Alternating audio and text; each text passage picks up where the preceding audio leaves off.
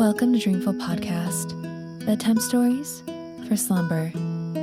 I would like to start off this episode by thanking our newest supporters, Callie Savage, Alyssa L.R., Justine Boyd, Megan Pittman, Michael Layton, Laura Palin, Landon, Dahlia Khatib, Lou Newton, Maya Isabel, and Luke Hawley. Thank you all so much, and I hope you have the sweetest of dreams.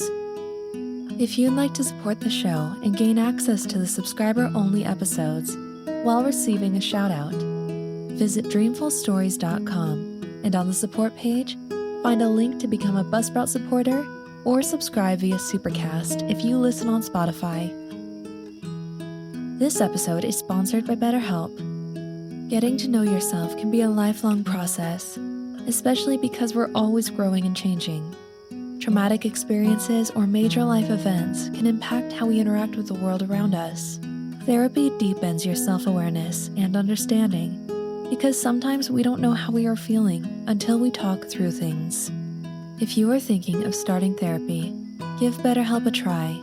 It's entirely online and flexible to suit your schedule. Just fill out a brief questionnaire to get matched with a licensed therapist and switch therapists anytime for no additional charge. Discover your potential with BetterHelp. Visit betterhelp.com/dreamful today to get 10% off your first month. That's BetterHelp, HELP.com/dreamful. In this episode, I will be reading a fairy tale about the Leprechaun. So, snuggle up in your blankets and have sweet dreams.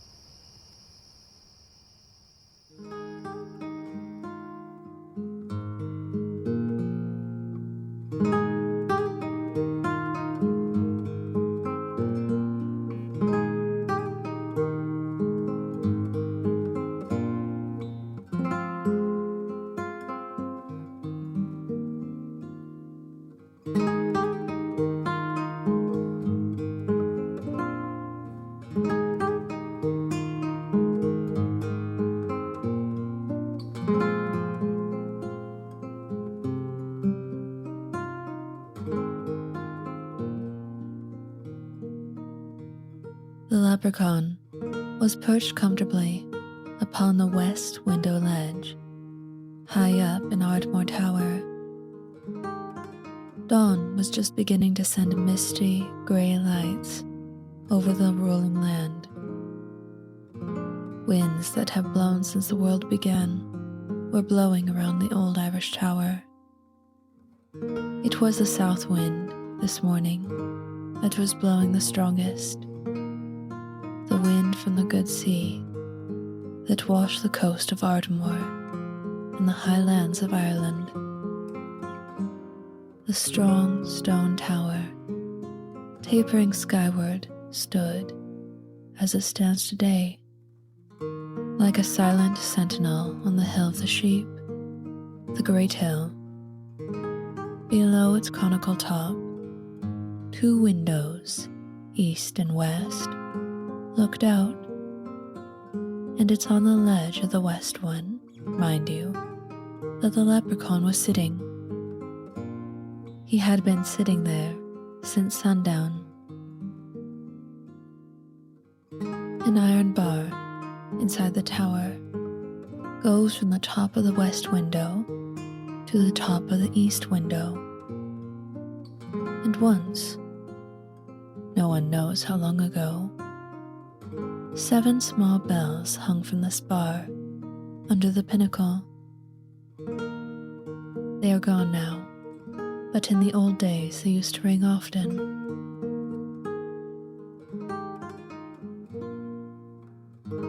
That's so, said the Leprechaun. He was always saying, that's so, to agree with himself or other people, himself the most often. This little elf, in red jacket and green breeches, who spends most of his days and some of his knights, making shoes for the fairy folk, has been working the past night on a pair of riding boots for the fairy prince, who wants the boots by sunrise. Tap, tap, tap goes the leprechaun's tiny hammer. Wish, wish go his swift fingers. Hum, hum goes his little singing tune. For the leprechaun could no more work without singing than you could sleep without shutting your eyes. That's so, said the leprechaun. He is only 6 inches high and harder to catch than a will-o'-the-wisp. If one could ever succeed in catching him, and then could keep looking at him, he might tell, though not a bit willingly, where a wonderful crock of gold is. But do you think you could keep looking at him, and at him alone? Why, just as you think you are looking at nothing else, he, somehow, makes you look away from him. And oh, he is gone. He's that clever. That's so, said the leprechaun. Many an enchantment the leprechaun can perform. For all he appears so simple as he pegs away at the riding boots. Yes, himself it is that can blight the corn or snip off hair most unexpectedly. When he sits, cross-legged at his work, whether on a cornice of a roof or on a twig of the low bushes, it's just as well not to let him know you are watching him. The Irish fairy folk are all like that, and draw magic out of earth and sea into sky, or else draw it out of nothing at all. Do you hear that? Said the leprechaun.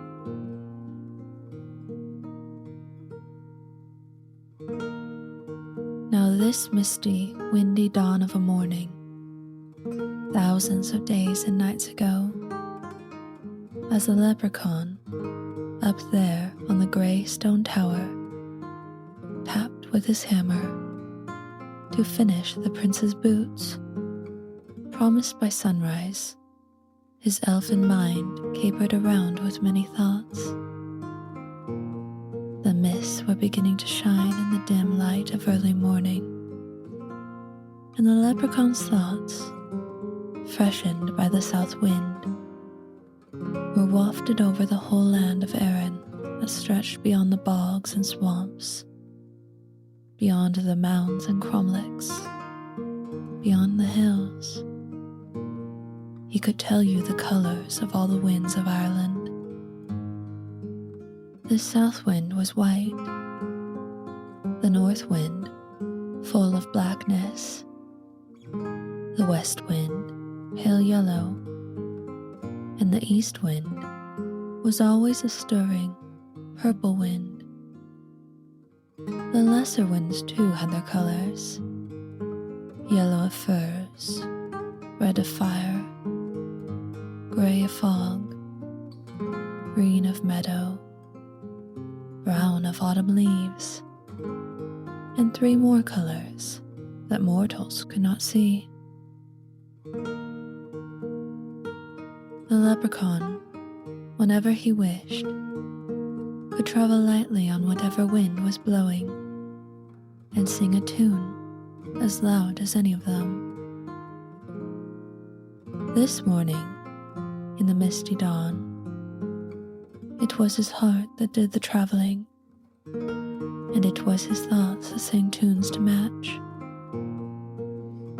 When his eyes glanced from his work toward the sea, his thoughts to Manannan MacLear, the old sea god, riding along in his chariot, with thousands of his steeds shaking their manes as they galloped with him. For many a century, the great, slender, round tower had watched these steeds and the spirited charioteer. On many a moonlit night, it had seen invading bands crawl quietly to shore and stealthily march right up to the base of the tower, with bad plans to surprise the unprotected people. Again and again, the men of Ardmore had gathered their families with provisions safely into the tall tower, barring the narrow door that was many feet high above the ground. There, the weak ones and the women and children had lived for days until the invaders had been driven away. The leprechaun laughed aloud as he thought of one stormy day when the old sea god, Banan MacLear, had bidden his horses keep the invaders from reaching the shore and the tower.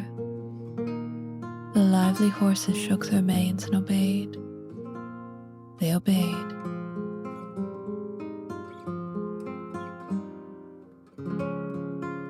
Tap, tap, tap. The south wind, thought the leprechaun, will be a strong one this day, and the wind will draw music from the harps of all the little good folk throughout Erin. As the leprechaun, between his taps, looked westward, there was a break in the light morning vapor, like the gay snatch of song a maiden sings in the midst of her work. And through the break, the elf's song gaze swept across the river, black water, and beside Watergrass Hill, over the moorland to the Balgrab Mountains, and even as far as Mount Mish. There was a tale about Mount Mish that rushed in now upon his thinking, a tale about his ancestors, the folk of the god whose mother is Dana. On a day in the early age of the world, when grey moorland and steep mountains began to blaze brilliant with purple heather and yellow firs, the Danans, covering themselves with a fog, crept along the east coast to possess the country near Mount Mish. Fiercely they fought with the inhabitants, the Firbolgs, and won. For 1,000 years they held sway, these tall, fair-haired men of Greek descent who had come from the north. After the 1,000 years and 1 day more, new invaders, the Milesians, entering along the bank of the river, swept up into the land like the knowing conquerors that they were, to overcome the Danans. The leprechaun now sang, with a little humming chant, the words that the chief druid of the Milesians sang when he set his right foot on the soil of Erin. I am the wind that blows over the sea. I am the wave of the ocean. I am the murmur of the billows. I am the ox of the 7 combats. I am the vulture upon the rock. I am a ray of sun. I am the fairest of plants. When the Danans had been conquered by the Milesians, they promised that they would dwell inside the hills or under the lakes, and that they would be invisible to mortals, except on rare occasions. This promise they had kept. "That's so," said the leprechaun.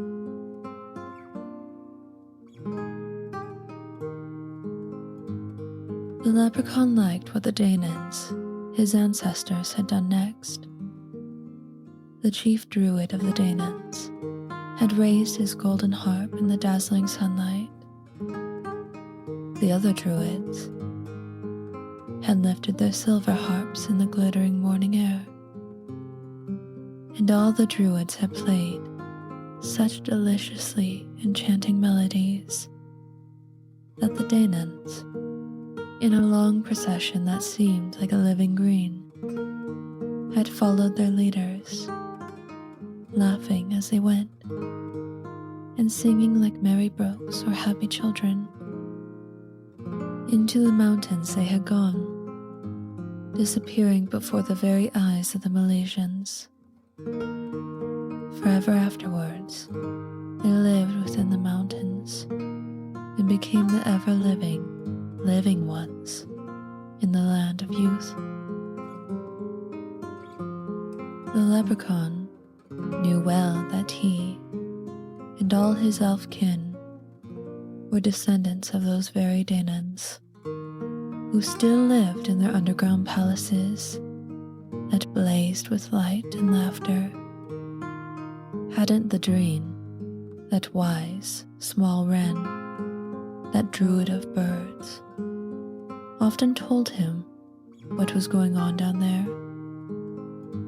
Hadn't he himself been below the Tower of Ardmore, where, in a glorious hall that belonged to the ever-living, living ones, the Daenons held many a happy party?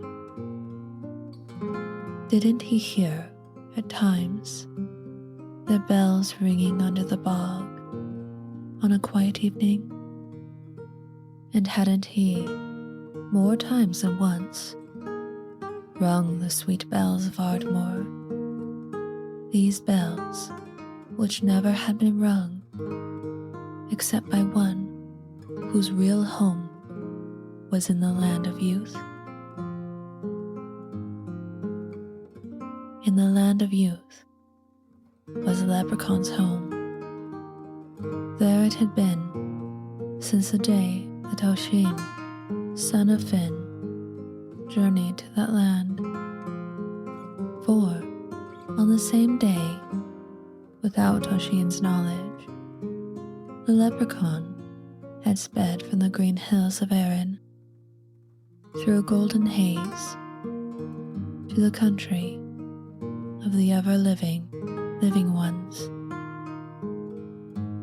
Oisin was his hero, his great hero, whom he had helped, invisibly, more than he had helped anyone else. The most valiant Daenon of all was Oisin, and Oisin he would follow to the world's end. "That's so," said the leprechaun, as he began the fancy stitching on the prince's riding boots.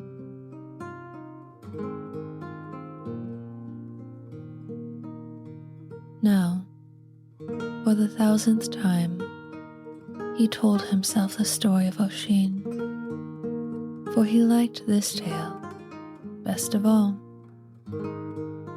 How Oisin, when hunting, met the maiden, Niam of the golden hair, riding her snow-white steed.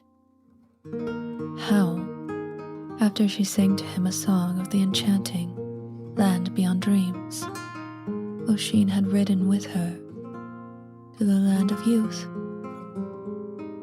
And the leprechaun, in the shape of a butterfly, had perched on the horse's mane.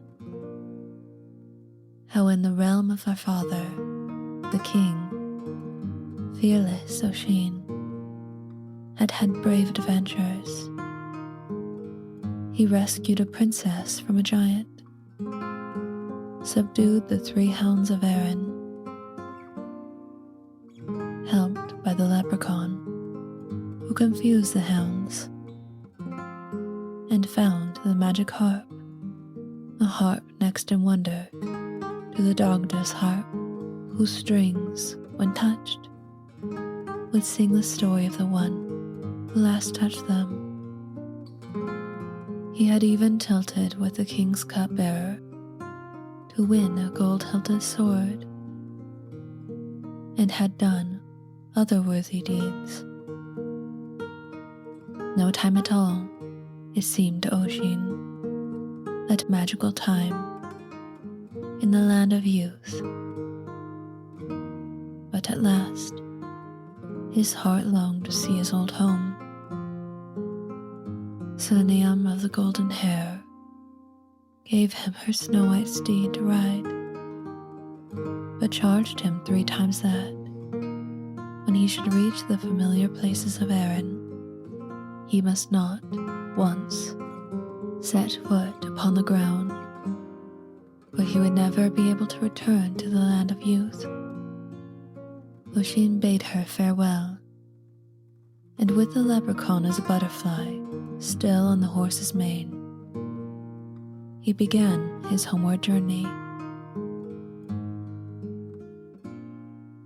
As he was riding along once more through a beautiful vale of Erin, he saw men, much smaller than himself, trying in vain to push aside a huge boulder that had rolled from the hillside down upon their tilled land. In pity for these weaklings, he instantly jumped from his saddle to the ground, not heeding the leprechaun who, in his own form, clung with all his might to remind him of Niam's warning. And, with one push, he sent the boulder out of the way. Alas, even as the men were shouting praises to their godlike helper, it seemed to Oisin that darkness bore him to the earth. When he opened his eyes, lo, he was an old man, feeble, gray-headed, gray-bearded. The men whom he had helped had with one accord run away, but the leprechaun, astride a twig close by, whispered words of cheer and sang part of the song of the Danans when they went into the mountains. Oisin then roused himself and said faintly, "I hear the voice of bells." Then he added, in a resolute tone, "Whenever I shall hear sweet bells ring, young will be my heart." Since that day, the leprechaun had often rung bells, especially the bells of Ardmore Tower, because he knew that Oisin would hear them and feel young again.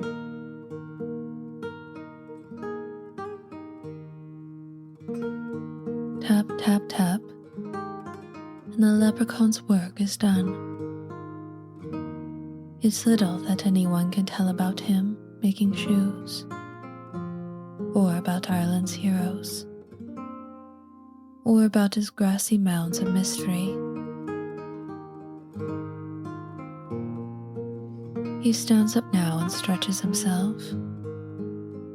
If he felt like it, he could blow a blast on the tiny curved horn hanging at his side, and call from the underland as many merry-hearted Danes as he chose.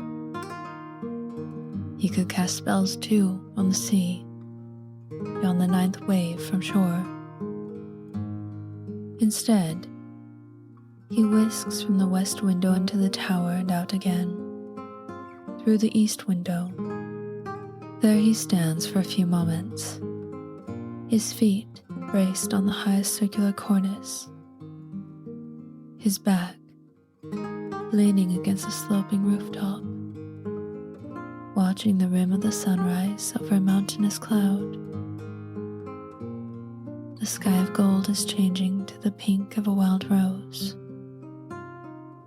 The grey mists over moorland and mound are scattering as quickly as the men whom Oisin helped.